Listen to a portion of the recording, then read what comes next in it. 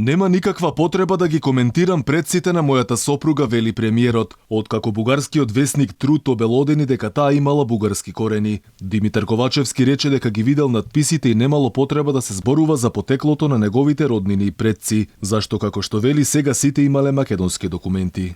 Ги видов надписите вчера.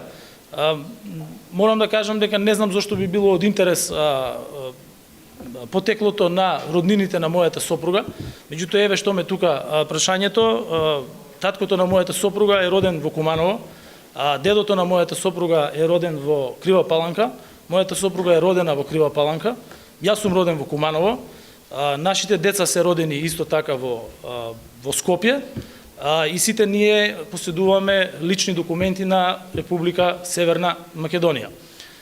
Во однос на предците на семејството, јас навистина не можам да коментирам во такви детали.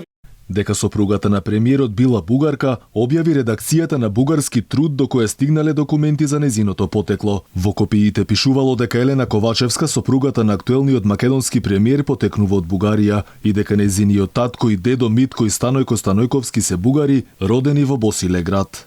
И откако самата Елена Ковачевска изјави дека се чувствува бугарка, овој факт очигледно се држи во тајност од македонската јавност. Време е политичките фактори во Скопје конечно да најдат граѓанска храброст и да свата дека бугарската припадност и самосвест не е кривично дело, туку основно човеково право, чие прогонство е злобна практика наследена во времето на Југославија. Постоењето на бугарска заедница во минатото и денес мора да престане да ги дели Скопје и Софија и да ја игра улогата на мост за нивната соработка за нивниот заеднички пат кон обединета Европа, пишува Труд. Инаку, колку за подсетување, владеачката СДСМ за време на локалните избори обелодени дека актуелната градоначалничка на Скопје, Даниела Арсовска, наводно имала бугарски документи за што се водеше и црна кампања. Таа тогаш демантираше и најави кривични пријави.